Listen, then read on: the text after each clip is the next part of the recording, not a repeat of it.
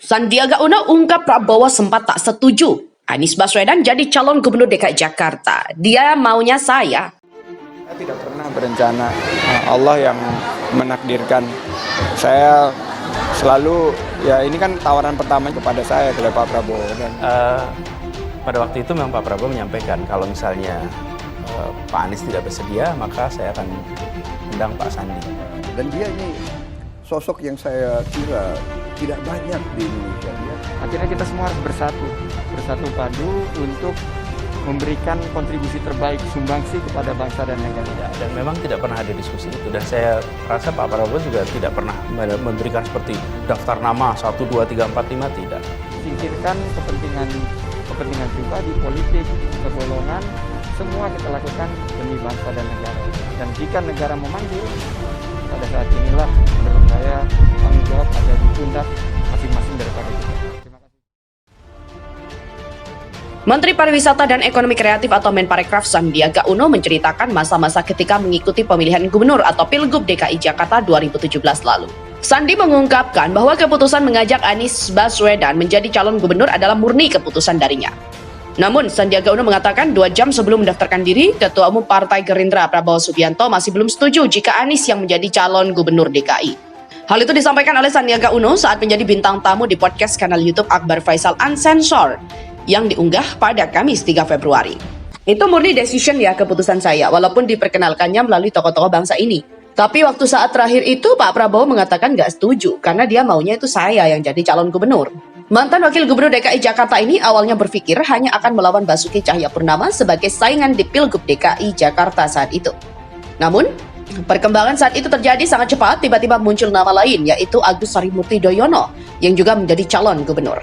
Karena perkembangan saat itu begitu cepat, di mana perhitungan saya yang tadinya kita akan head to head ya, kubu Pak Basuki dan kubu yang non Pak Basuki ini dengan 2 calon, karena Jakarta itu kan 50% plus 1. Ya akhirnya mendapatkan 3 calon itu belum ada di skenario pertama saya. Jadi konstelasi berubah total. Akhirnya, Sandiaga Uno menemukan strategi atas dasar masukan dari beberapa teman-teman dan tokoh-tokoh di DKI Jakarta yang memberikan pandangannya. Akhirnya saya menemukan strategi, karena itu kan strategi yang sangat wow ya, mengagetkan. Pak SBY memutuskan Mas AHY yang maju. Semua perhatian terpusat pada Mas AHY, bagaimana saya bisa menciptakan satu strategi tandingan. Anies Baswedan jawabannya. Akan tetapi, Sandi mengaku kesulitan dalam meyakinkan partai-partai yang akan mengusungnya dengan memberikan surat rekomendasi untuk maju dalam Pilgub DKI Jakarta. Akhirnya Prabowo Subianto mengatakan jika memang tidak menemukan titik temu dari polemik tersebut, ya sudah saja. Namun, sosok Fadlizon muncul menjadi penengah dan penyambung dari ketiga pihak yang memiliki kepentingan. Akhirnya, disitulah kita semua bisa mengolah 2 jam sebelum kita berangkat ke KPUD untuk mendaftar, akhirnya tercapai kesepakatan untuk tanda tangan, kata Sandiaga.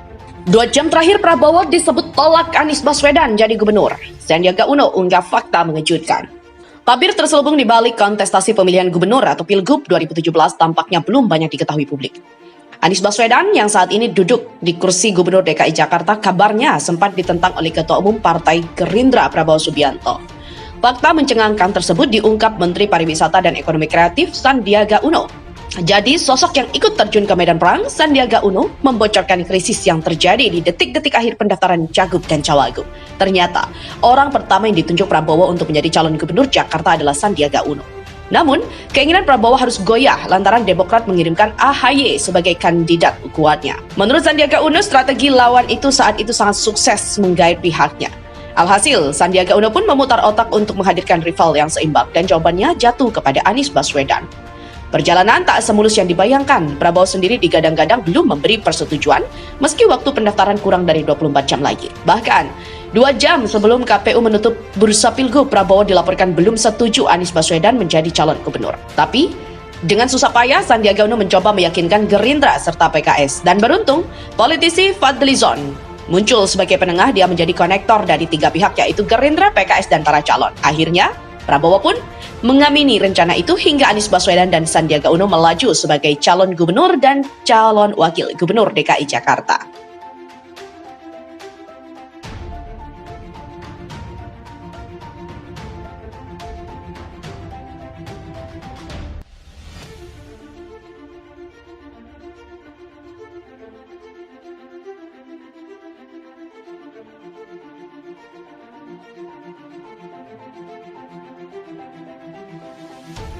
Indonesia.